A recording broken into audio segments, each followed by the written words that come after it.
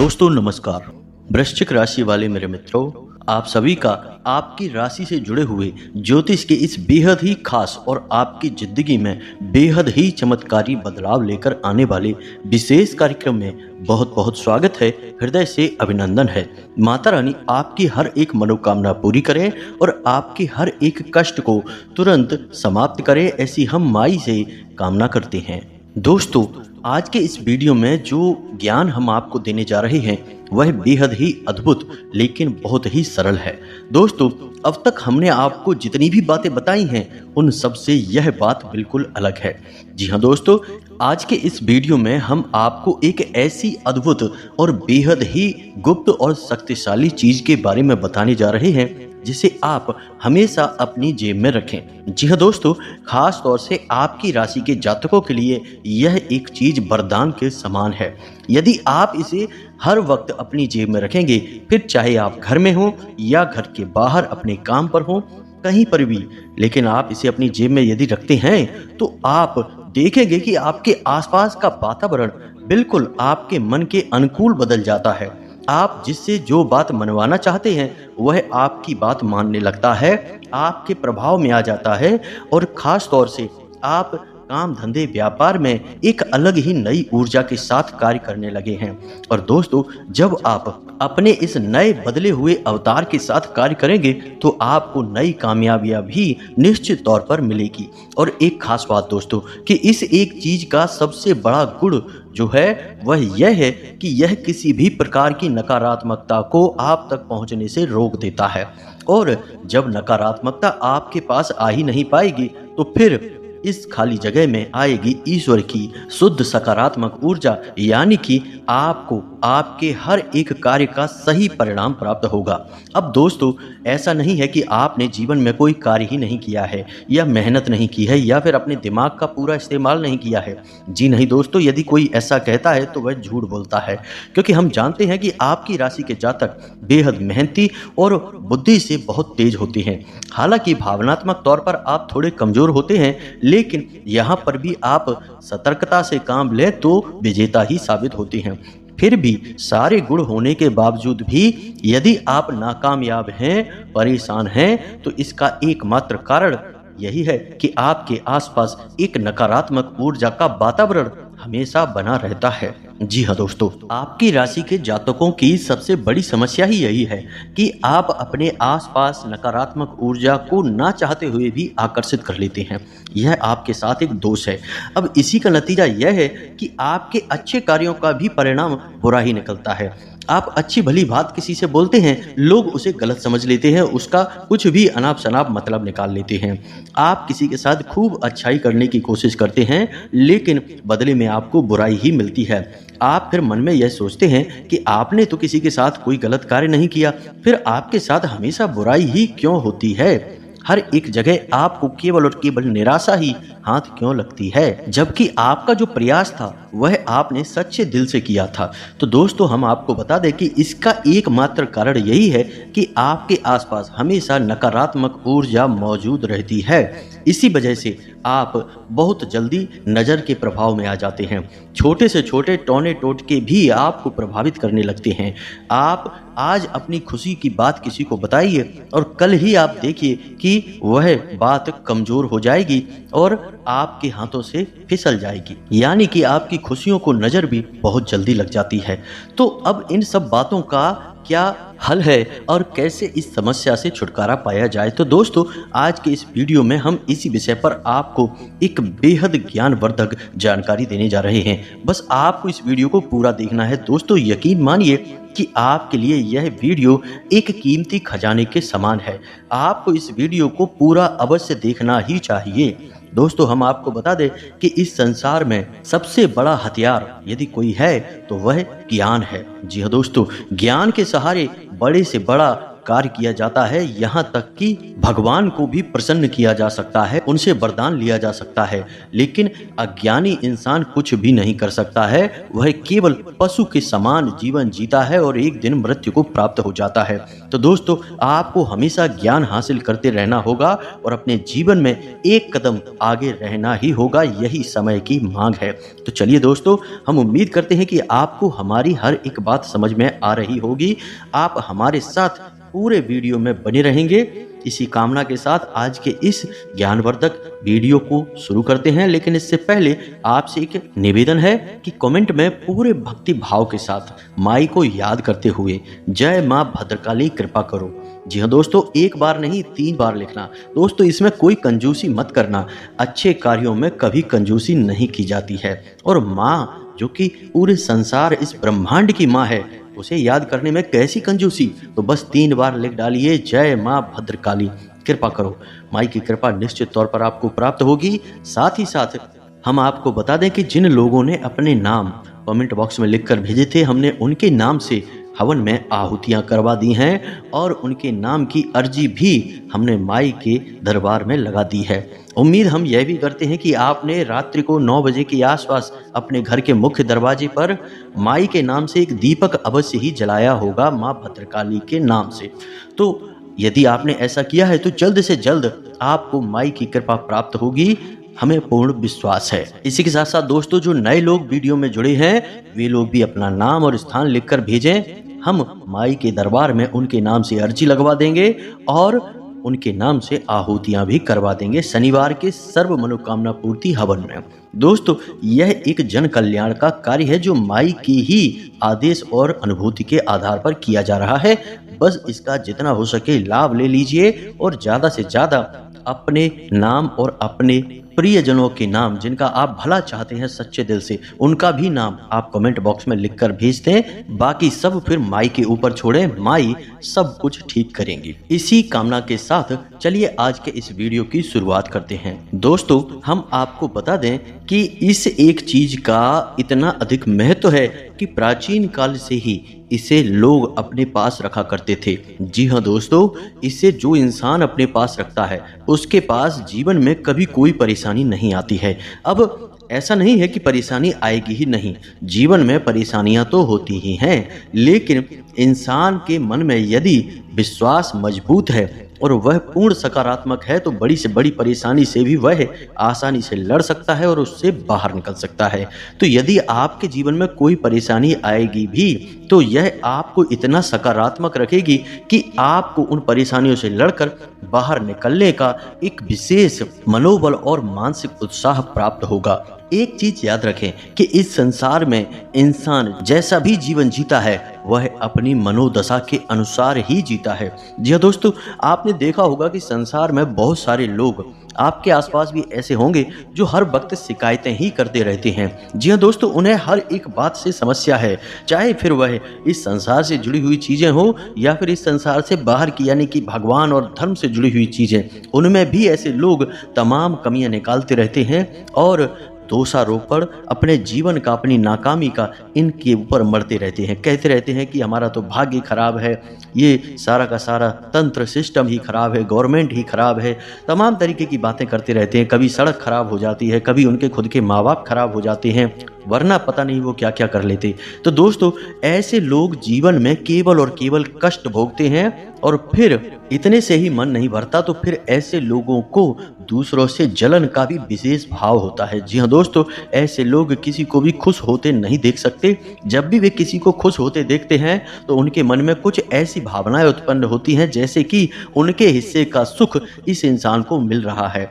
इस वजह से ऐसे इंसान हमेशा उससे जलन खाते हैं और फिर अनाप शनाप बातें करते हैं और कभी कभी तो तांत्रिक क्रियाएं भी करवा देते हैं। तो हमारा आपको ये सारी बातें बताने का मकसद यह है दोस्तों कि आपको ऐसे घोर नकारात्मक लोगों से दूर रहना है।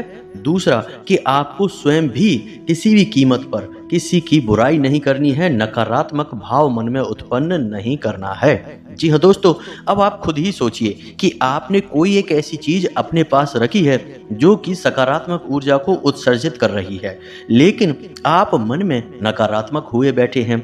यानी दिल ही दिल में आप हर बात के लिए दूसरों को दोषी मान रहे हैं, अपनी किस्मत खराब मान रहे हैं और हमेशा मन ही मन दुखी बने रहते हैं, नकारात्मक बने रहते हैं, तो आपके अंदर से तो नकारात्मकता बाहर निकल रही है और बाहर जो चीज है जो आपको सकारात्मक ऊर्जा से भरना चाहती है वह फिर कैसे कार्य करेगी, इसका आपको उल्टा प्रभाव भी पड़ सकता है।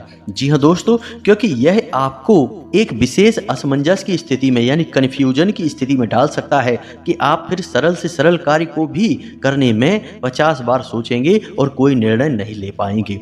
तो हम आपको यह कहना चाहते हैं कि इस चीज को धारण करने से पहले, अपनी जेब में रखने से पहले आपको खुद को थोड़ा सा तैयारी करनी पड़ेगी। जी हाँ दोस्तों, हम आपको पूरा ज्ञान देना चाहते हैं। हम चाहें तो आपको केवल इस चीज के बारे में बताकर निकल जाएं, लेकिन हम जानते हैं कि केवल इस चीज की जानकारी हो जाने से आपका जीवन नहीं बदलेगा। जीवन में यदि बदलाव लाना है तो संपूर्ण कार्य करना पड़ेगा, संपूर्ण ज्ञान देना पड़ेगा। इसी वजह से हम आपको यह बातें विस्तार से बता रहे हैं। तो दोस्तों, आप समझिए कि पहले आपको स्वयं को सकारात्मक बनाना होगा, पहले खुद को पॉजिटिव बनाएं, आप किसी की बुराई ना करें, पहला कार्य। दूसरा कार्य कि आप अपने मन में हमेशा यह विश्वास बनाए रखें कि आपके साथ जो भी कुछ हो रहा है वह बहुत अच्छा है। जी हाँ दोस्तों, आपने वह एक राजा और मंत्री की कहानी तो सुनी ही होगी, जिसमें कि मंत्री हमेशा यही कहता रहता है कि जो कुछ हुआ है सब अच्छे के लिए हो रहा है। यानी कि एक बार राजा के पैर के अंगूठे में चोट लग जाती है, खून निकल आता है, तो मंत्री इसमें भी यह कहने लगता है कि राजन, जो कुछ हुआ है अच्छे के लिए ही हुआ है, भगवान ने कुछ अच्छा सोच के ही किया होगा। इससे राजा क्रोधित हो जाता है और उस मंत्री को जेल में डाल देता है। फिर अचानक राजा शिकार खेलने जाते हैं तो जंगल में खो जाते हैं, कहीं रास्ता भटक जाते हैं और उन्हें कुछ जंगली लोग, आदिवासी लोग पकड़ लेते हैं और उनकी बलि देना चाहते हैं। बाद में जब पूरे शरीर को जांचते हैं तो पता चलता है कि उन्हें तो चोट लगी हुई है और खंडित बलि किसी देवी देवता को स्वीकार नहीं होती। इस वजह से उस राजा को वे छोड़कर वहां से भगा देते हैं। तो जब वह राजा जैसे तैसे अपने राज्य में वापस आता है तो वह सीधे अपने उस मंत्री मित्र के पास जाता है और उसे धन्यवाद देता है और उससे कहता है कि तुमने सही कहा था, यदि ईश्वर ने मेरे साथ ऐसा नहीं किया होता कि मेरे पैर के अंगूठे में चोट न लगी होती तो आज तो मेरा राम नाम सत्य हो चुका होता। जी हाँ दोस्तों, तो कहानी बताने का मकसद आपको यही है कि आपको हर हालत में सकारात्मक रहना है। और दोस्तों, हम जानते हैं कि आपने यह कहानी कोई पहली बार नहीं सुनी है, जीवन में कई बार कई मौकों पर आपने यह कहानी अवश्य ही सुनी होगी। लेकिन दोस्तों, कहानी को जानते हुए भी, समझते हुए भी इसे जीवन में अपनाना थोड़ा सा मुश्किल जान पड़ता है। लेकिन दोस्तों, हमारे बड़े बुजुर्गों ने हमें जो सीख दी हैं वे ऐसी वैसी सीखें नहीं है, वे जीवन को जीने के मूल मंत्र हैं। तो दोस्तों, आज हम आपको एक मूल मंत्र दिए देते हैं कि आपको क्या करना है कि जिस भी भगवान में आपकी आस्था हो, चाहे भोलेनाथ हो, चाहे कृष्ण कन्हैया या प्रभु श्री राम हो या फिर हनुमान जी हो, जिनमें भी आपकी आस्था हो, आप बस उन्हें साक्षी मानकर अपने जीवन को जिया करिए। आप अपने जीवन का कोई भी कार्य करिए, आप उसमें अपने ईश्वर को, अपने भगवान को शामिल करिए। अब आपको क्या करना है, जब आप कोई कार्य करें, जैसे कि आप अपने घर में ही कोई कार्य कर रहे हैं, पढ़ाई लिखाई कर रहे हैं या कुछ भी कार्य कर रहे हैं, कोई फर्क नहीं पड़ता है, या फिर आप अपने घर से बाहर किसी कार्य के लिए जा रहे हैं, अपने काम पर जा रहे हैं, ऑफिस जा रहे हैं, नौकरी काम धंधे में जा रहे हैं, तो आप भगवान से कहिए, जिसमें आपकी आस्था हो, मानकर चलिए हनुमान जी हैं, तो हनुमान जी से कहिए कि हे हनुमान जी, हम जा रहे हैं अपने काम पर, अब आप देख लेना कि जो भी हो वह आपकी जिम्मेदारी है। अब यदि मानकर चलिए कि आप अपने काम पर गए और वहां पर कोई ऐसी घटना, कोई ऐसी बात हो जाती है जिसमें आपका अहित है, आपको अच्छी नहीं लगी वह बात, तो आप भगवान से कहिए कि हे प्रभु, हम जानते हैं कि यह घटना जो हुई है इसके पीछे जरूर कोई ना कोई अच्छाई छुपी है, अभी मुझे दिखाई नहीं दे रही है, लेकिन बाद में जरूर कुछ बहुत अच्छा होने वाला है। आप कोई भी कार्य करिए, हम तो कहते हैं कि आप खाना भी खाइए तो आप भगवान को साक्षी मानिए। खाना खाते समय भी भगवान से कहिए कि भगवान, हम खाना खा रहे हैं, आपको हम साक्षी मानते हैं, आप तो बस देख लेना। आप जो भी कार्य करिए, जी हाँ दोस्तों, आप जब ऐसा करेंगे तो आपकी दैनिक क्रियाएं आपके दैनिक कर्म बन जाएंगे। जी हाँ दोस्तों, इसीलिए तो कर्म ही पूजा है, यह कहा गया है स्वयं गीता जी में भगवान श्री कृष्ण के द्वारा। अब जो क्रियाएं आप अनजाने में कर रहे हैं, बस लगे हुए हैं, कुछ भी आपको ज्ञान नहीं है, ऐसी क्रियाएं कर्म नहीं होते। कर्म केवल वे क्रियाएं होती हैं जिनमें कि भगवान को शामिल किया जाता है, ईश्वर को साक्षी मानकर जो किए जाते हैं वे ही कर्म कहलाते हैं। तो यदि आप जीवन के हर एक कार्य को, हर एक क्रिया को ईश्वर को साक्षी मानकर करने लगेंगे तो आप दिन भर भगवान की पूजा करेंगे, दिन भर भगवान का भजन करेंगे और आप सकारात्मक ऊर्जा से भर जाएंगे। जी हाँ दोस्तों, अब यहाँ पर कुछ लोगों के मन में शायद यह प्रश्न आ जाए कि हनुमान जी का माने या माँ भद्रकाली को माने या भगवान भोलेनाथ को माने। तो दोस्तों हम आपको बता दें कि ये तो बस अलग अलग रूप मात्र हैं, वह परम ऊर्जा तो एक ही है और वह सब में विद्यमान है। जी हाँ दोस्तों, तो बस आपके मन में जिसके लिए भी सच्चे भाव हैं, आप उसके लिए अपने मन में इस भाव को बढ़ाइए और अपने जीवन में उसे शामिल करिए। दोस्तों यह बहुत बड़ा मंत्र है। अब हो सकता है कि शुरुआत में यह आपको थोड़ा सा अजीब लगे, आप भूल भी जाएं, लेकिन कोई बात नहीं, जब आपको याद आ जाए तब आप इस कार्य को करने लगे। हर एक कार्य में ईश्वर को साक्षी मानिए। जी हाँ दोस्तों, फिर आप देखिए कि आपका जीवन कैसे परम ऊर्जा से, सकारात्मक ऊर्जा से भर जाता है। और इसी को कहते हैं भाव ईश्वर के लिए उत्पन्न कर लेना, यानी भावमय रहना, ईश्वरमय रहना। जी हाँ दोस्तों, आप इसे अपनाइए जरूर हमारे कहने से। दोस्तों इंसान गलतियों का पुतला है, हर कदम पर, हर जगह कहीं ना कहीं कोई ना कोई गलती कर ही देता है।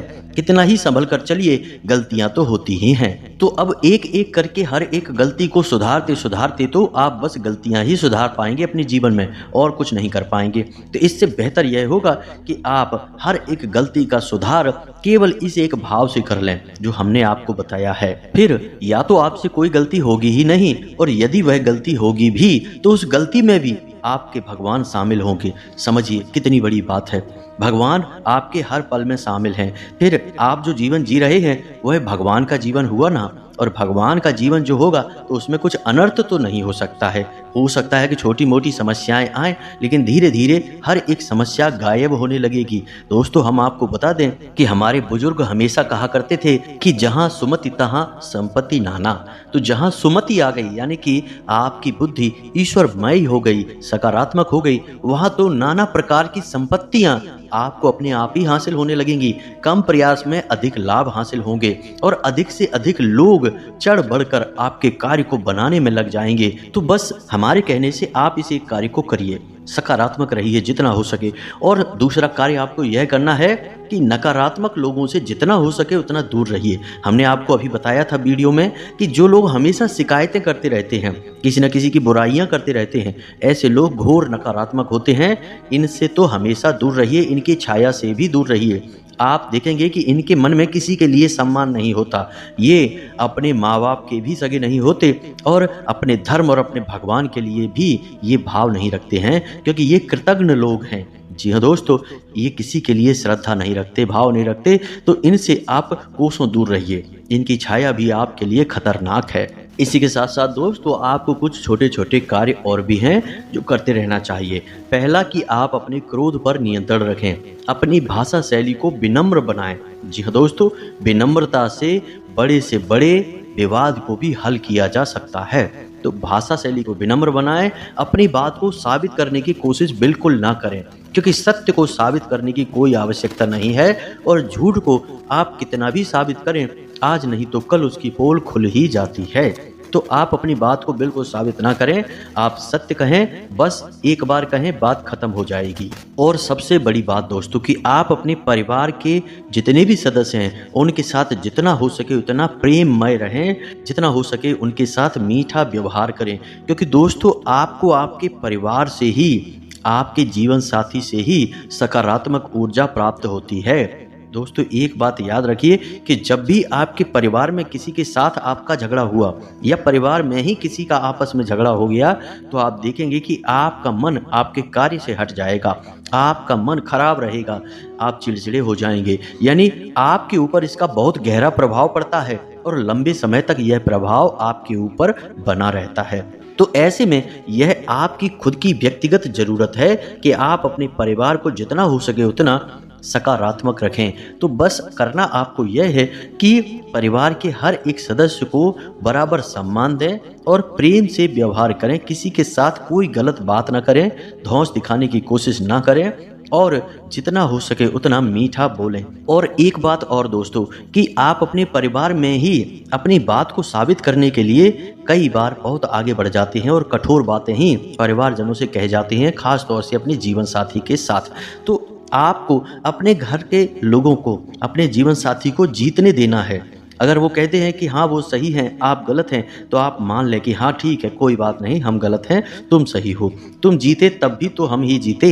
आपका घर का कोई सदस्य अगर जीतता है तो क्या वह आपकी जीत नहीं है? इतना सकारात्मक अगर आप बन पाते हैं तो हम आपको लिख कर देते हैं कि अगले 1 महीने के अंदर अंदर आप जो चाहेंगे वह सब कुछ आपकी झोली में स्वयं ही आकर गिरेगा। आप जो कार्य करेंगे वे इतने ऊर्जावान होंगे कि वे आपकी ओर सुख संपत्ति और हर एक मनोकामना को आपकी ओर आकर्षित करेंगे, स्वयं खींचकर लेकर आएंगे। अब ध्यान से सुनिए दोस्तों, हम आपको बताने जा रहे हैं उस एक चीज के बारे में जिसे आपको हर वक्त अपने साथ रखना है।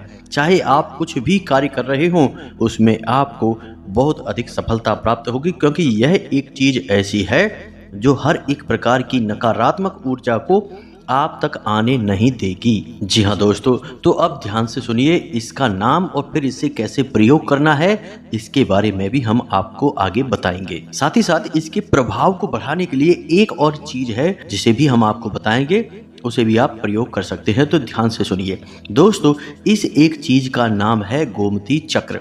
जी हाँ दोस्तों, गोमती चक्र एक ऐसी चीज है जिसके बारे में लोग जानते तो हैं, लेकिन इसका प्रयोग का सही तरीका और इसे क्यों प्रयोग किया जाना चाहिए इसके बारे में लोगों को बहुत ही कम जानकारी है। तो दोस्तों अब ध्यान से सुनिए, गोमती चक्र गोमती नदी में पाया जाता है और यह गंगा नदी की ही एक सहायक नदी है, यानी कि इसकी पवित्रता बहुत अधिक होती है। अब इसे भगवान श्री हरि विष्णु का जो हथियार है सुदर्शन चक्र, उसका ही सूक्ष्म स्वरूप माना जाता है। तो जिस भी इंसान के पास गोमती चक्र अभिमंत्रित करके यदि है, तो उस गोमती चक्र में इतनी अधिक ऊर्जा होगी कि वह हर एक प्रकार की नकारात्मक ऊर्जा को काट डालेगा। अब आपको इस गोमती चक्र का प्रयोग कैसे करना है यह ध्यान से सुनिए दोस्तों। किसी भी गुरुवार के दिन आपको 11 गोमती चक्र लाने हैं। जी हाँ दोस्तों, और उसे अपने पूजा घर में रख लेना है। बस उसे पूजा घर में रखकर आप उसके ऊपर थोड़ा सा सुगंधित इत्र डालें। इत्र डालने से माता लक्ष्मी बहुत प्रसन्न होती हैं और आपका शुक्र भी मजबूत हो जाता है।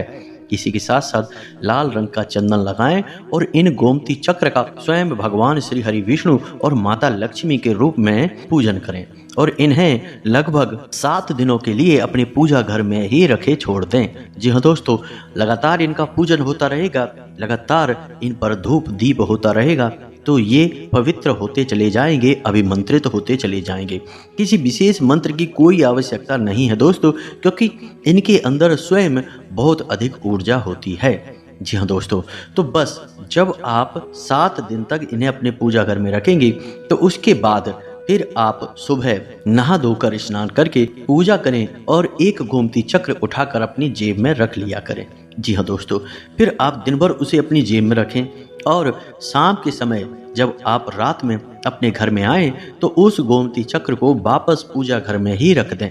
जी हाँ दोस्तों, जिस अलमारी में भगवान विराजमान हैं, खास तौर से माता लक्ष्मी और श्री हरि विष्णु की मूर्ति या फोटो विराजमान है, वहां पर उसे वापस रख दें और अगले दिन आप फिर से उन्हीं 11 गोमती चक्रों में से कोई भी एक गोमती चक्र उठा लें। अब नित्य आप स्वयं कर सकते हैं या अपने घर की महिलाओं को कह सकते हैं कि इन गोमती चक्र की पूजा करनी है।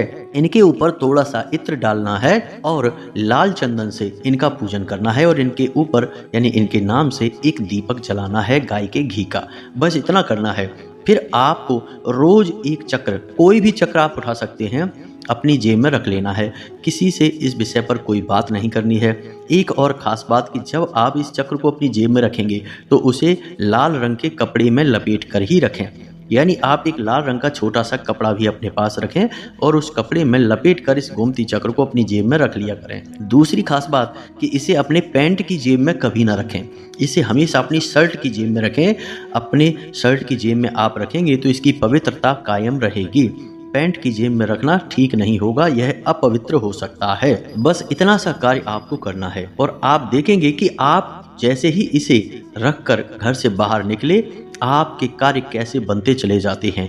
क्योंकि नकारात्मक ऊर्जा जब आपके पास नहीं है तो फिर सकारात्मकता ही सकारात्मकता रहेगी, यानी कार्य बनते ही बनते रहेंगे। अब दोस्तों, आप यदि इसके प्रभाव को बढ़ाना चाहते हैं तो आपको लाल गूंजा भी अपने जेब में रख लेना है। लाल गूंजे के साथ भी आप यही कर सकते हैं। 11 मन के लेकर आएं और उनका पूजन करें और एक मन का कोई भी उठाकर अपनी जेब में रख लें, उसी लाल कपड़े में लपेट कर, यानी जिसमें गोमती चक्र है उसी में लाल गूंजा भी रख लें।